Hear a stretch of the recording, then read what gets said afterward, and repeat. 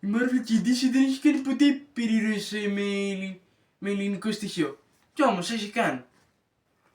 Έχει κάνει εδώ τον Ηρακλή, απλά η Marvel εδώ έχει κάνει τον Ηρακλή απλά για κάποιο λόγο χωρίς τη Λεοντή.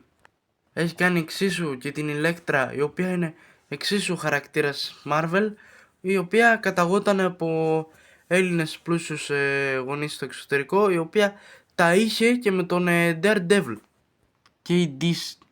Και επίσης η DC είχε τον Θεό Άρη, ο οποίος είναι και ταυτόχρονα, όπως βλέπετε, εχθρός της Diana. Επίσης η DC και η Marvel έχει κάνει τους Ολύμπιους θεούς. Αυτοί εδώ είναι Ολύμπιοι θεοί της DC. Αυτοί εδώ επίσης είναι οι θεοί του Ολύμπου στη Marvel. Και subscribe για περισσότερα. Και subscribe για περισσότερα. Και subscribe για περισσότερα.